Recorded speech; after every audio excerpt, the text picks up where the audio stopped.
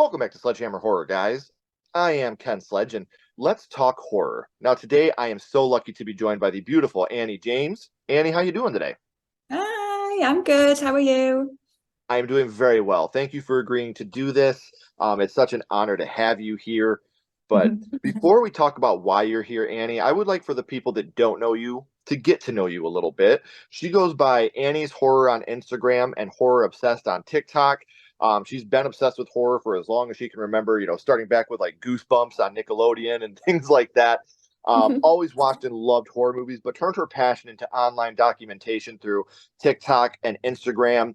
And now, talking about ranking horror movies, horror books, visiting horror escape rooms and attractions. And she's been able to go and do like movie screenings and become, kind of making this big crowd behind her. So, what gave you the drive and the kick to go, you know what, I'm going to start documenting this stuff and creating TikTok and Instagram content for horror fans?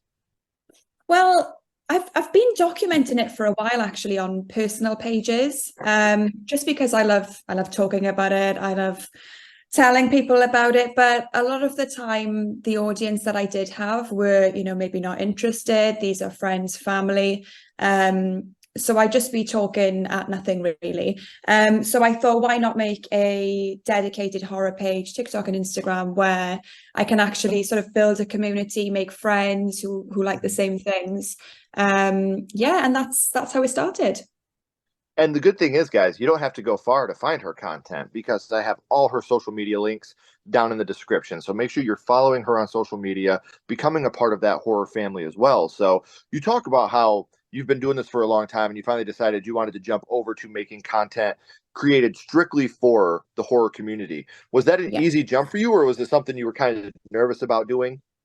It was pretty easy just because I've seen so many films and it is a passion of mine and it's something I'm talking about and thinking about every day. So I feel like for me to start actually making horror specific content came quite naturally and quite easy. And I had, a bank full of films up here that I could just say, these are my favorite films, these are 10 out of 10. So actually, yeah, it was pretty easy to sort of throw myself into it. So because what you do, you do a lot of movie reviews, you do a lot of book reviews, you do a lot of in-person stuff. So of the Yeah. things that you do, which one would you say? I know it's hard to say your favorite because it's all like your children. You're doing all of them for a good reason. You love all of them, Yeah. but what is your favorite thing to do on the channels? It probably is the movie reviews, especially new movies. So I like to make sure that I can get in the cinema, maybe opening night or quite early on, so I can get in there and get a taste of what the film is like, and then do sort of spoiler-free reviews, just to tell people, what it's like, what I thought, because they like to see what I think about things. So I would say, yeah, movie reviews. And what was the newest movie that you reviewed? I just saw Night Swim on opening night Friday. It came out in the UK. So yeah, I did a spoiler-free little one, although maybe I did spoil it a little, and gave my thoughts on that. Did advise people maybe not to listen to it before they go and see it if they want to, because I don't want to skew anyone's thoughts on going to see it, because even if I don't like a horror film, I still think that people should definitely go and see it and support horror. So yeah, Night Swim. See, and I feel the same way as you.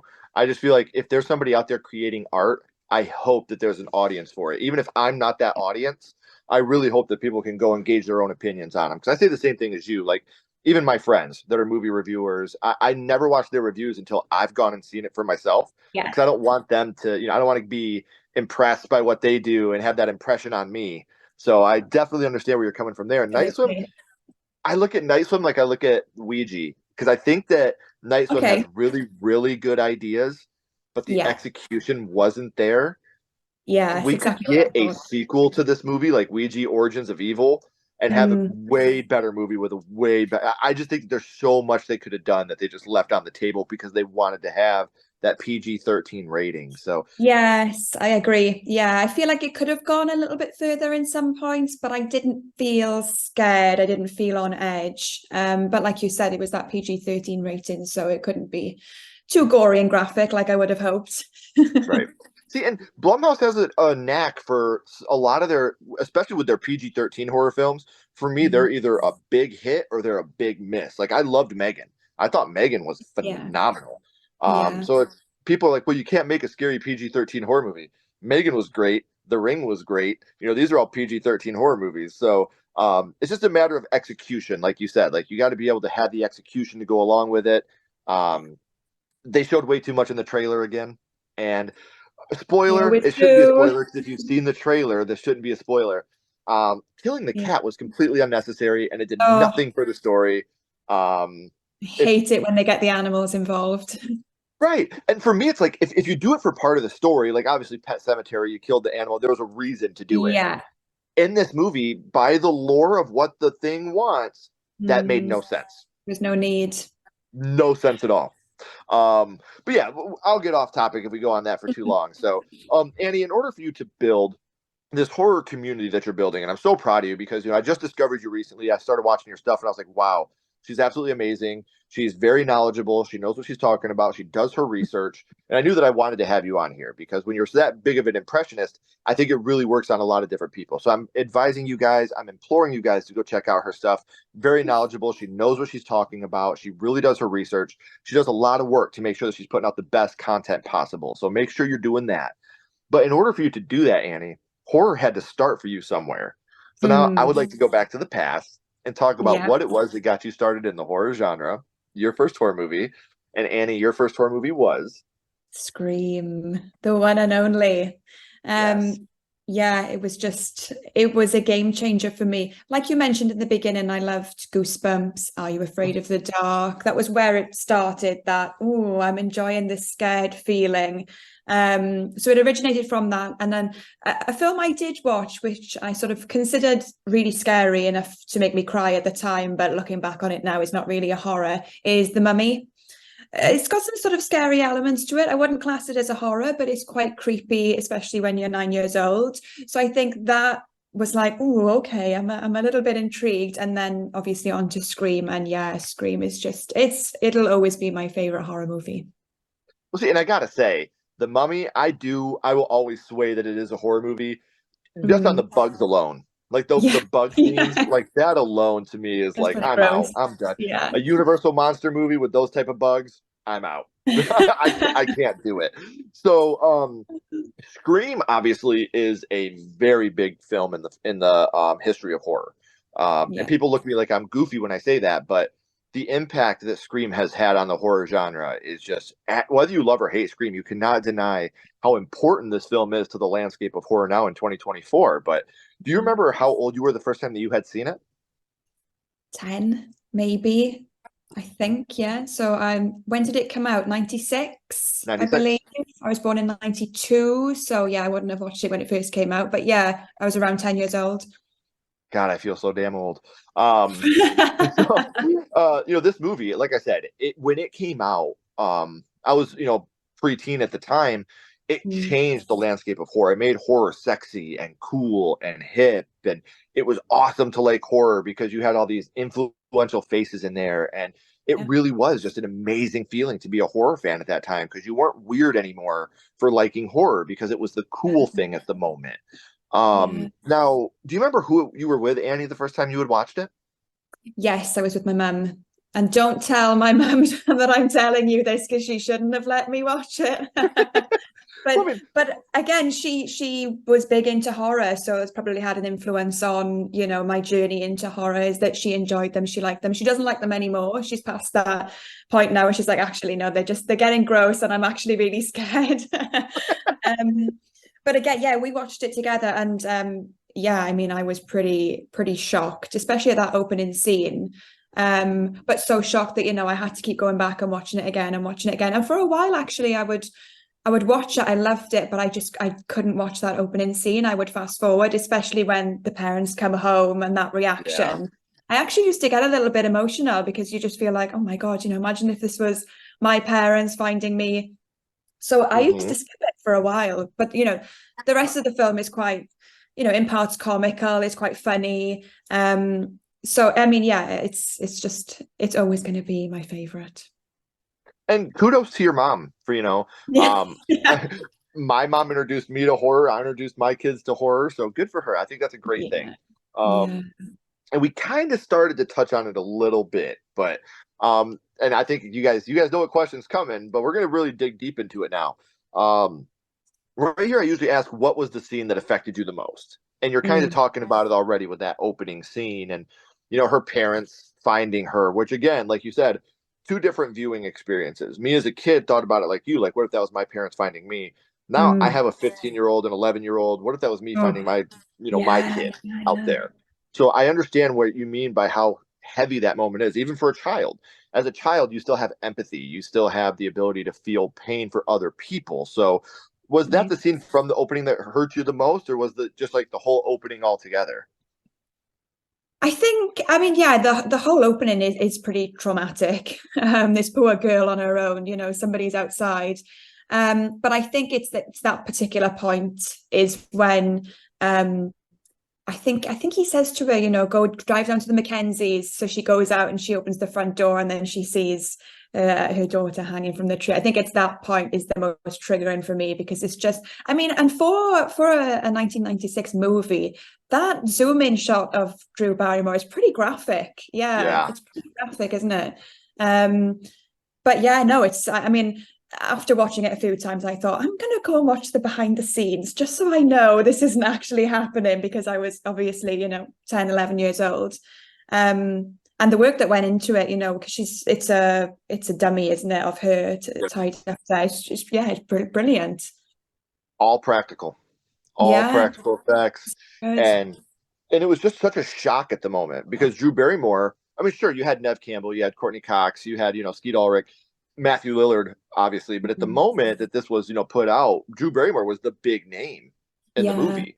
She's on the poster, she's out doing press tours, and we're like, oh, new scary movie. She's going to be your final girl, obviously, and then she dies in the first 7 minutes, and you're just like, no way did that holy just shit. happen. The movie Yeah. starts off punching you in the mouth with that big surprise, and Yeah. you're just like, how the hell did this happen? How did they do that? So, and I was, I I was a think huge it was ET her, fan. I think it was her idea, wasn't it, to actually Yep. do that, to actually be killed off in the opening scene, which is actually, considering she was a big star and it could have been, a huge lifelong franchise for her, like it's been for Nev Campbell, to actually die in the opening scene is pretty bold. I think that she knew it. She knew. She was like, you know Yeah. what? Let's surprise some people. Let's shock some Yeah. people. And she did. Let's get the butts in the seats. And it certainly Yeah. did. So we know, Annie, which scene it was that affected you the most. But what would you say your favorite scene from the original Scream film is? Oh, this, I mean, I love the film from start to finish, but maybe the reveal at the end then, when we're in Stu's house. I like Billy's reveal where, he turns around and the corn syrup and that, but I actually think that I prefer Stu's. I know it happens seconds later when he walks in, but when he's got the voice changer, yeah, and I just, oh, I think it might be that actually. It might be Stu. And I love the Billy part too, when he gives the Yeah. line. We all go a little mad sometimes. No, Billy! Obviously a nod to Psycho, but at the same time, it was just such a great thing to happen at that moment because something we all forget too is when this movie came out, horror wasn't like it is today. Yeah. Where, when you have your hardcore horror fans, you can go on the internet, do all your research. A lot of the nods and a lot of the stuff they had, a lot of people didn't know. There was a lot of people that were my age, that weren't huge horror fans that didn't understand that we all go a little mad sometimes. Yeah. And then Anthony Perkins, Psycho, Mm. like a lot of people didn't get that quote right away when we were young. Yeah. So, and you're right, the reveal of Stu, how he looks scared at first, and Sydney comes Yeah. into his arms, surprise, Sydney. Like, Yeah. oh my gosh, it's Brilliant. so great. What an It's amazing, so amazing good. moment.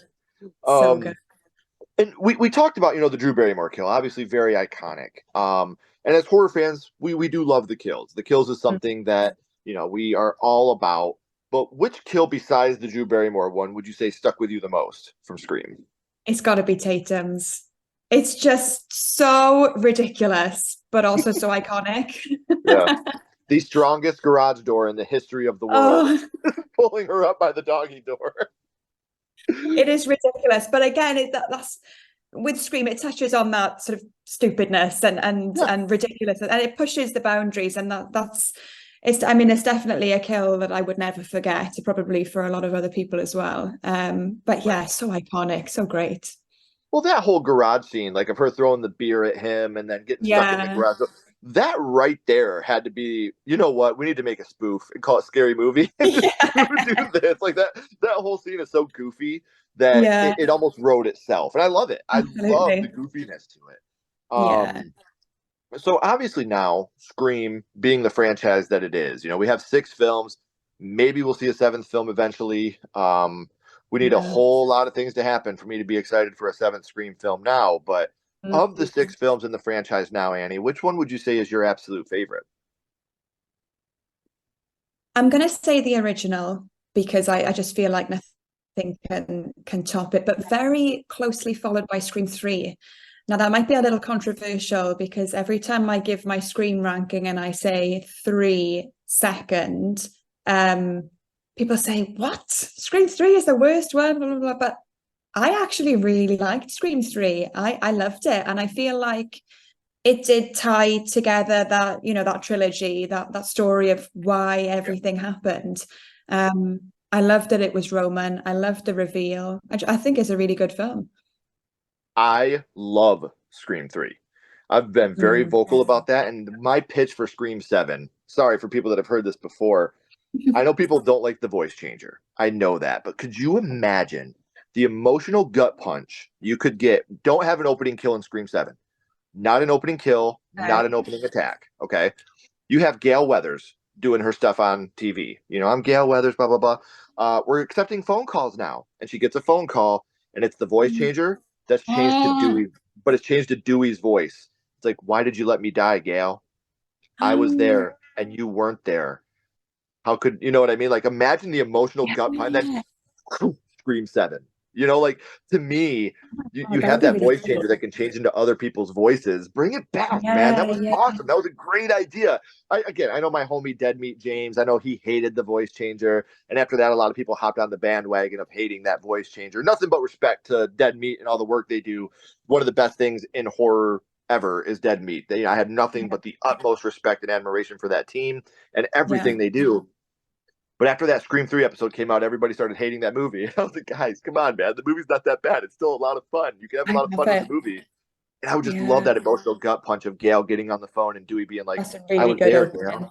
Gail. Yeah. That would be, I oh. would And shit then, myself. I'd be like, then you could put that on the movies that made you shit yourself, which I yeah, absolutely love. absolutely. Another one to add to the list. Right. See, so I do pay attention.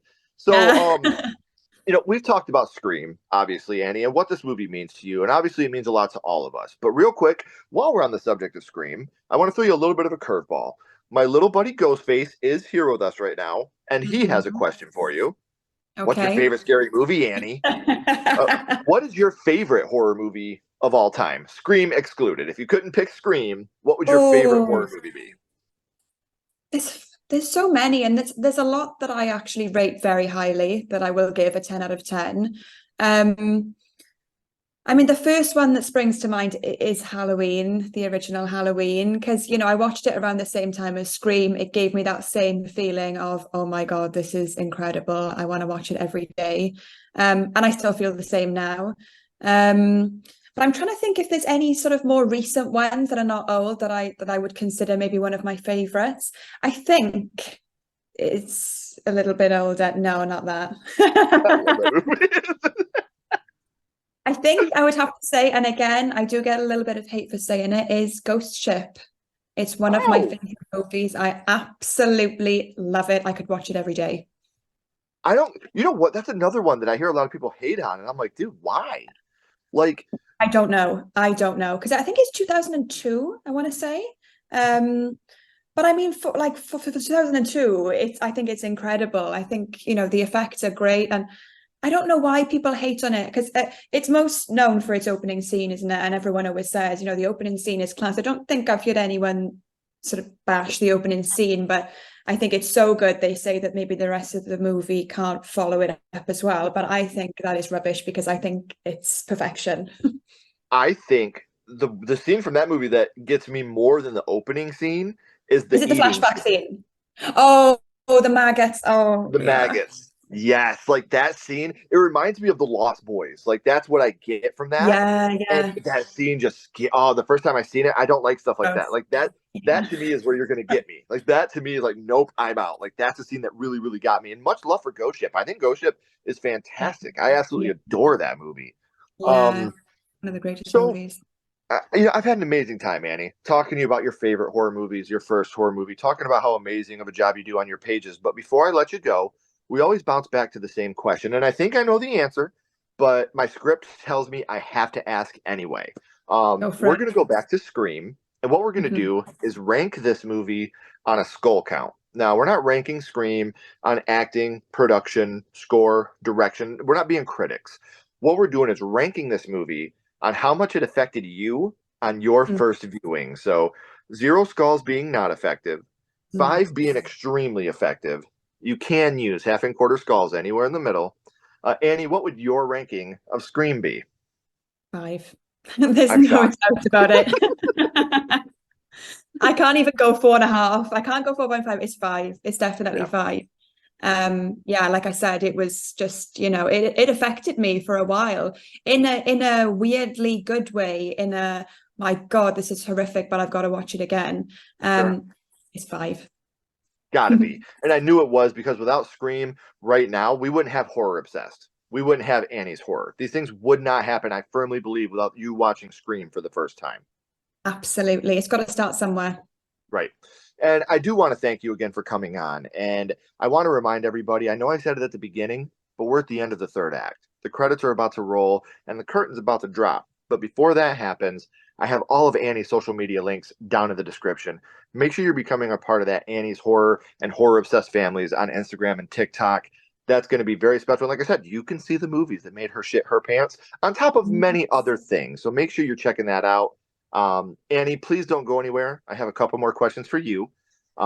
Everybody else, if you haven't already, please like and subscribe. It really does help our channel more than you know. And follow Sledgehammer Horror on social media. Our links are in the description as well. But until next time, keep talking horror, stay what you are, and we'll see you guys soon.